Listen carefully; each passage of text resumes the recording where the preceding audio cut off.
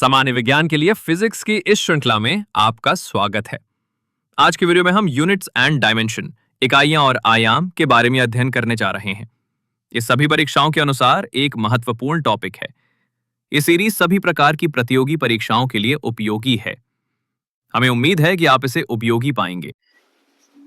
देखिए, आज से हम लोग फिजिक्स पढ़ेंगे, ठीक है।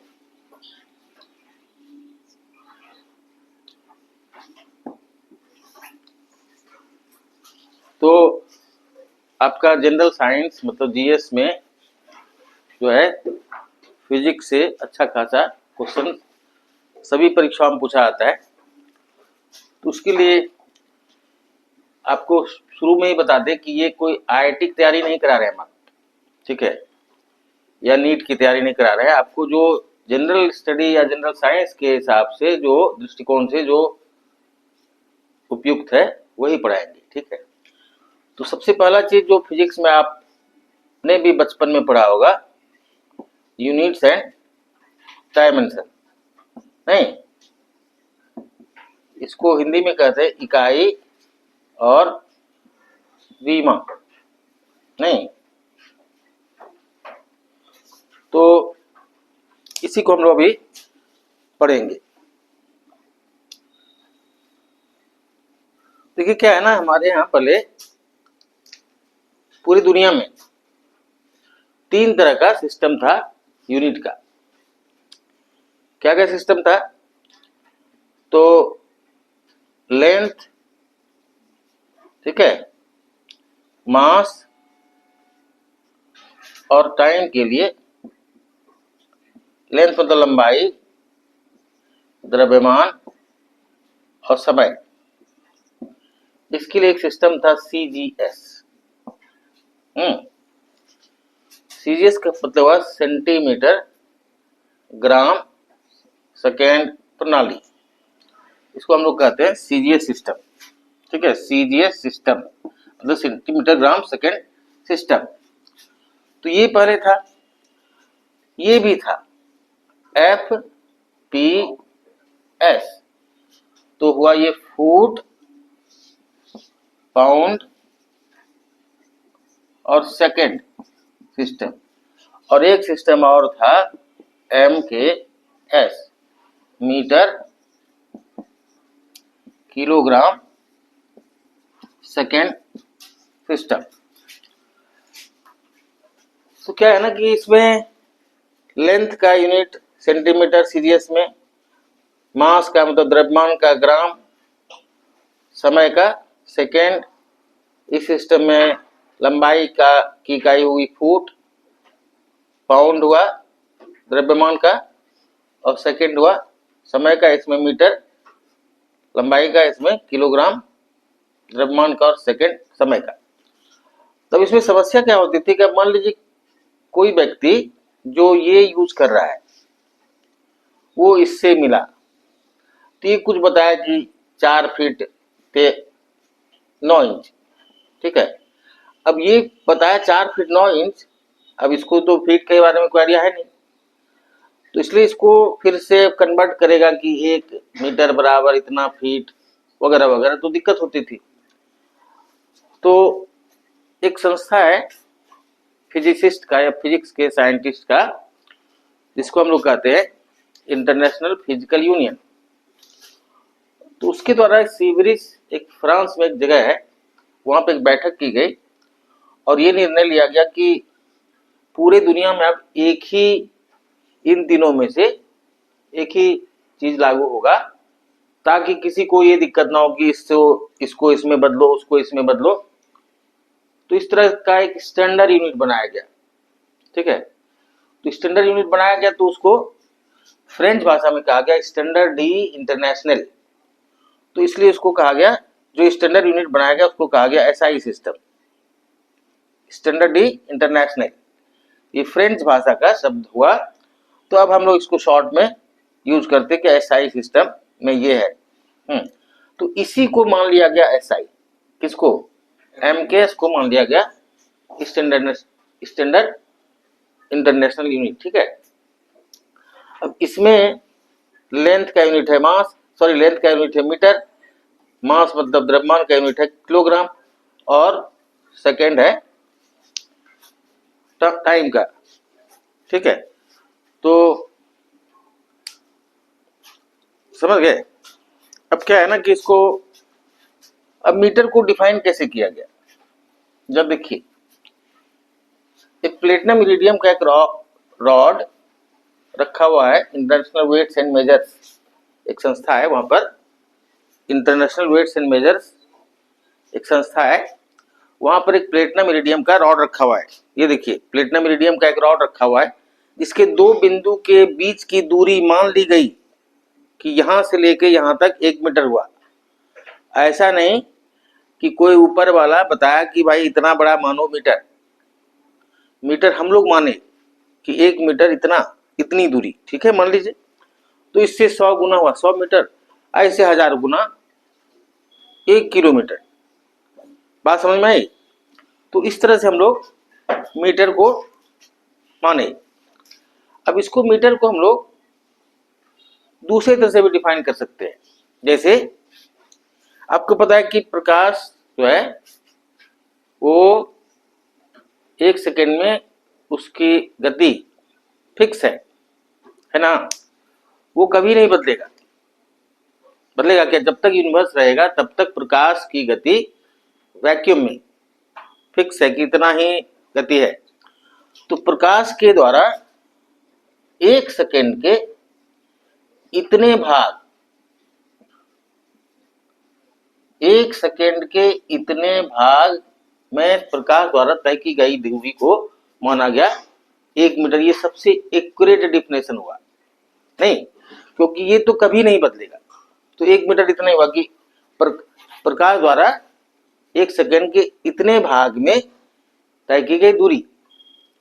अब आपको एक चीज और बता दें कि आखिर प्लेटिनम इरिडियम का ही रॉड क्यों लिया गया। क्योंकि प्लेटिनम इरिडियम का रॉड इसलिए लिया गया क्योंकि इसमें टेम्परेचर से मतलब बढ़ने से इसमें कम से कम एक्सपेंशन होता है और टेम्परेचर घटने से कम कंट्रैक्शन होता है। इसको भी, इस रॉड को रखा गया 0 डिग्री पर, ताकि हल्का सा भी कोई उसमें परिवर्तन ना हो। तो आप समझ गए मीटर क्या हुआ। अब उसी तरह हुआ केजी। एक सिलेंड्रिकल एक शेप का प्लेटिनम इरिडियम का एक रखा गया वहां पर बेलनाकार चीज, उसका मास, उसका द्रव्यमान मान लिया गया 1 किलो। ठीक है, मान लिया गया। ऐसा नहीं है कि वो हम लोग शुरू से ही मानते इतना बड़ा गोला को 1 किलो, तो आपका भी मान लिया कि वेट होता 20 किलो। अभी चूंकि हम लोग छोटा सा सिलेंडर को माने कि ये 1 किलोग्राम है, तो उससे उसी के रिलेटिव आप अपना वेट बता दें कि मेरा इतना है। बात समझ में आई। तो आप ये समझ गए किलो क्या हुआ। किलो को किसी के रिलेटिव हम लोग डिफाइन नहीं करते, मेरी बात समझ गए। किलो सिंपल के एक सिलेंडर रखा हुआ है प्लेटिनम इरिडियम का, वहां पर उसका मास जितना है वो मान लिया गया 1 किलो, और उससे 100 गुना हो गया तो 1 क्विंटल, उससे 1000 गुना हो गया तो 1 टन। क्लियर। अब सेकंड क्या है, तो सेकंड माना गया कि मीन सोलर डे मतलब औसत सौर दिवस का 1/864 हिस्सा। एक औसत सौर दिवस मतलब मीन सोलर डे का इतना भाग क्या हो गया, ये हो गया सेकंड। बात समझ गए।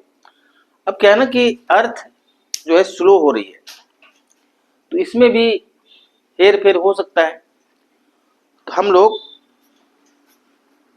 इसको सेकंड को डिफाइन करते हैं in terms of vibration of caesium atom. इसको आप लोग लिख लीजिए कि second is defined in terms of vibration of caesium atom, CS। आप पढ़े होंगे कि बचपन में पीरियोडिक टेबल, तो उसमें HLINAKRBCS ऐसे पढ़े होंगे ना, HLINAKRBCS FR, इस तरह से पढ़े होंगे। तो ये जो एलिमेंट है CS, इसी के आइटम के वाइब्रेशन के टर्म में सेकेंड को हम लोग डिफाइन करते हैं। ये यूपीएससी में प्रश्न आया हुआ है कभी, ठीक है, इसको ध्यान रखिएगा। तो आप सेकेंड भी समझ गए। अब क्या है, इसको मिटा देने से अब क्या है कि कुछ कुछ हम लोग बहुत छोटी इकाई यूज करते हैं, अब कुछ बड़ी इकाई।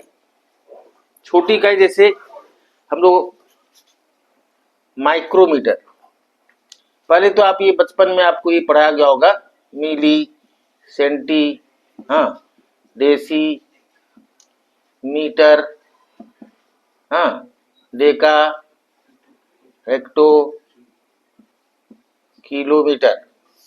अब देखिए ये हुआ लेंथ, इसी को हम लोग अगर वॉल्यूम में कर देंगे तो क्या हो जाएगा, ये हो गया मीटर हुआ, millimetre, centimetre, decimetre, metre, decametre, hectometre और किलोमीटर।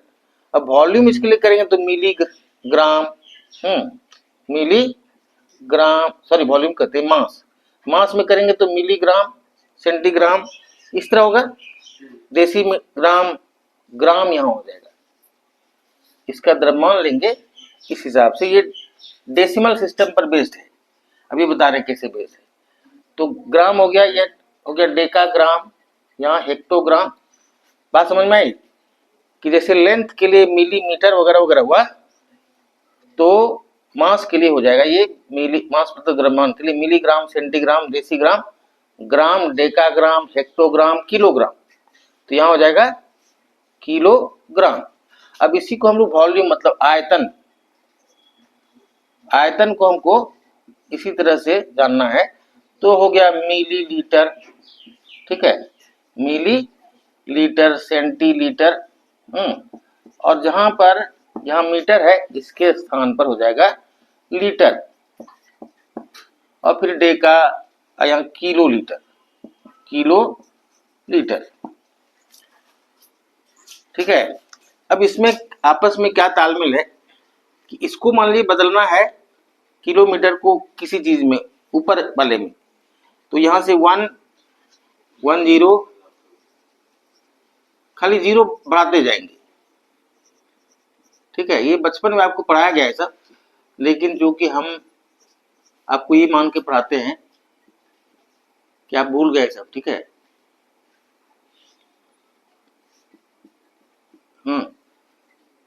इसको आप इस तरह से भी लिख सकते हैं, जैसे ये हुआ 10⁶, ये हुआ 10⁵, ये हुआ 10⁴, 10⁵, इस तरह से भी कर सकते हैं।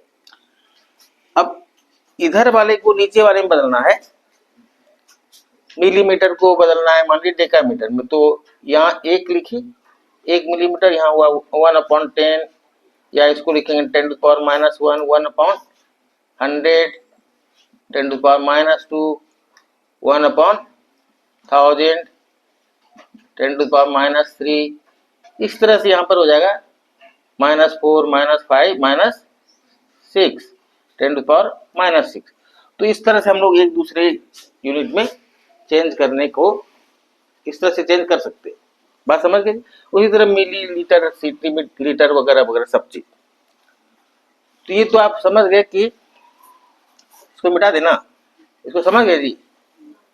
तो अब देखिए क्या है कि अब और छोटा छोटा चीज हमको नापना है, बाल का जो बाल उसका थिकनेस नापना है, तो मिली और सेंटी में नहीं होगा, होगा या हम लोग को नापना है एटम का रेडियस, तो एटम का रेडियस नापाएगा ये मिली सेंटी में, तो उसके लिए उस सब के लिए हम लोग और छोटी छोटी इकाई का यूज करते हैं, जैसे माइक्रोमीटर, माइक्रोमीटर इसको लिखते हैं ऐसे माइक्रोमीटर। तो 1 माइक्रोमीटर इक्वल्स टू 10⁻⁻6 मीटर, या 1 मीटर इक्वल्स टू 10⁶ माइक्रोमीटर। उसके बाद नैनोमीटर, नैनोमीटर हो गया 10⁻⁹ मीटर या 1 मीटर इक्वल्स टू 10⁹ नैनोमीटर। अब वह एंगस्ट्रम, इसको इस तरह से लिखते हैं, इसको क्या पढ़ते हैं, एंगस्ट्रम। ये क्या है, एंगस्ट्रम। तो 1 angstrom equals to 10⁻10 metre. 1 metre equals to 10⁻10 angstrom. अब पिकोमीटर, पिको हुआ 10⁻12, ठीक है। 1 metre equal to 10⁻12 picometre.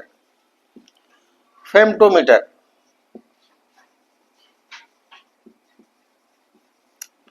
Femto हुआ 10⁻15, 1 मीटर इक्वल्स टू 10⁻15 फेम्टोमीटर। इसको फर्मी भी कहते हैं, इसको क्या कहते हैं, फर्मी।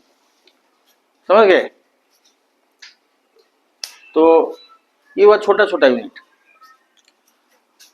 मिटा दें।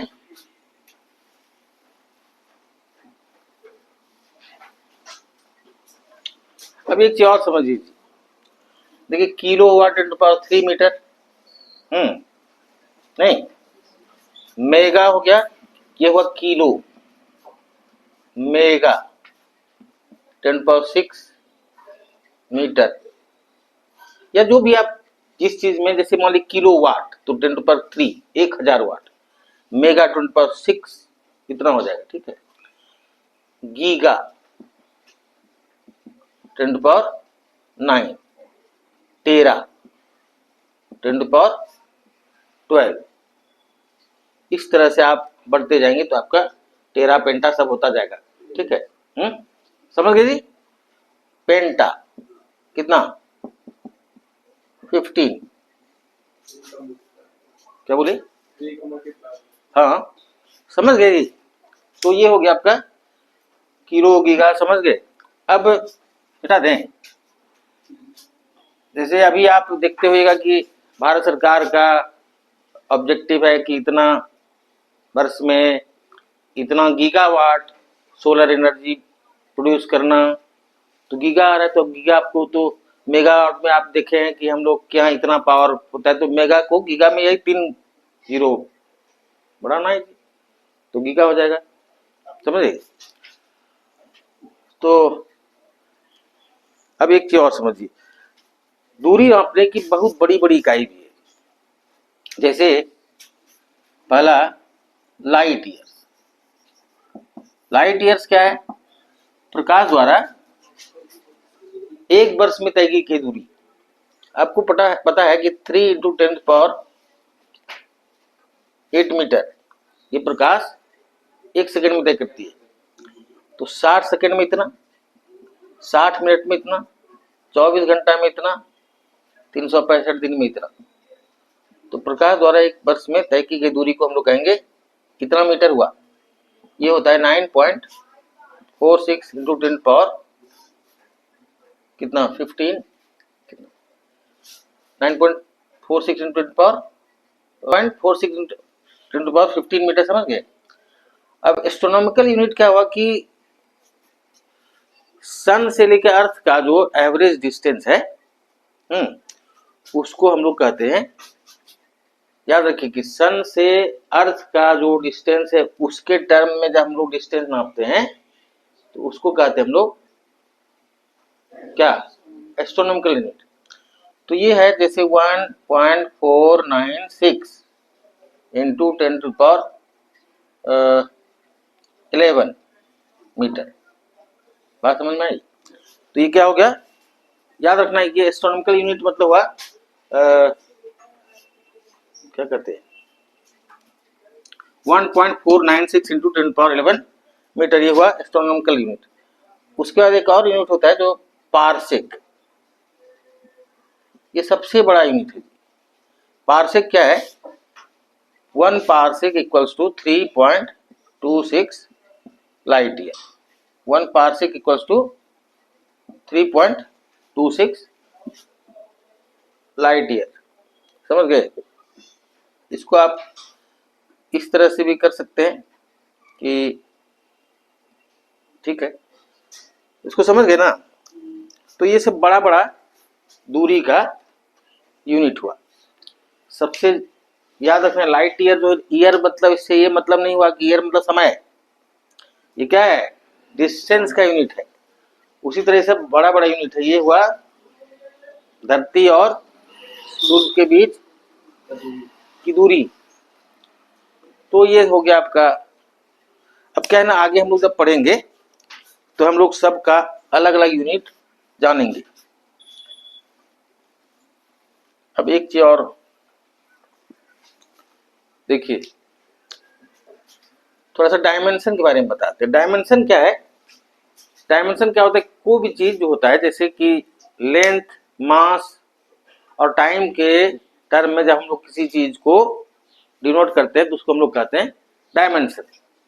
तो डायमेंशन आप किसी वस्तु का तब, या किसी फिजिकल क्वांटिटी का, किसी भौतिक राशि का आप डायमेंशन तब निकाल सकते हैं जब उसके बारे में आपको जानकारी होगी। अगर उसके बारे में जानकारी नहीं है तो आप उसका डायमेंशन नहीं निकाल सकते। जैसे देखिए, जैसे मान लीजिए वेलोसिटी है, तो क्या होता है, मीटर पर सेकेंड। तो मीटर क्या हुआ, लेंथ, सेकेंड क्या हुआ, टाइम। तो ये हो गया, ठीक है।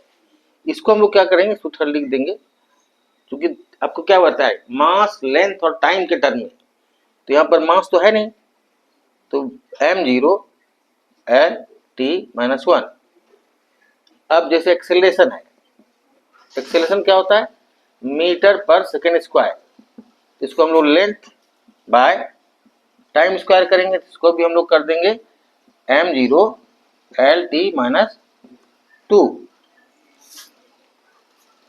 ठीक है। अब देखिए क्या है ना, कि जैसे इसी तरह हम लोग अगर आगे बढ़े कि फोर्स, बल, ये हो गया त्वरण, ये हो गया वेग। अब फोर्स हो गया, तो हो गया मास इंटू एक्सेलरेशन। तो मास हो गया m, एक्सेलरेशन अभी हम लोग निकाले हैं जी, l t - 2, l t - 2। तो इसको हम लोग लिख देंगे इसे m l t - 2। इस तरह से आप लोग कोई भी जब फिजिकल क्वांटिटी होगा, अगर उसके बारे में आप जान रहे हैं तो आप उसका डायमेंशन निकाल सकते हैं। एक चीज का और डायमेंशन निकाल बताते हैं आपको। इसे देखिए, वर्क, ठीक है, वर्क है, इसका डायमेंशन निकालना है। तो वर्क होता है फोर्स इंटू डिस्प्लेसमेंट। अभी फोर्स का निकाले जी, m l t - 2 into displacement है, तो ये भी l हो गया, तो ये हो गया m l स्क्वायर t - 2। तो इस तरह किसी भी क्वांटिटी को, फिजिकल क्वांटिटी को अगर आप जान रहे हैं तो आसानी से इसका डायमेंशन निकाल सकते हैं। छोटा छोटा आपको सभी परीक्षाओं में आता है, बीपीएससी से लेकर एसएससी, सीजीएल वगैरह वगैरह सब परीक्षा में आता है इस तरह का।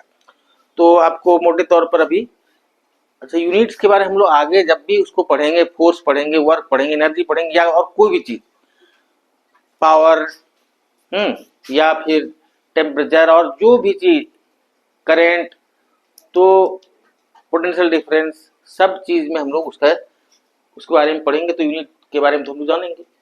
अभी एक और निकाल देते हैं, पावर। देखिए, पावर क्या होता है, रेट ऑफ डूइंग वर्क। तो वर्क बाय टाइम, ये ना हुआ। तो ये हो गया m l स्क्वायर t - 2, और यहाँ पर t, तो ये ऊपर, तो m l स्क्वायर t - 3। समझ गए। इस तरह से हम लोग किसी भी चीज का डायमेंशन निकाल सकते हैं। ठीक है, चलिए आज इतना ही, अगले क्लास में हम लोग आगे पढ़ेंगे। चलिए, जय।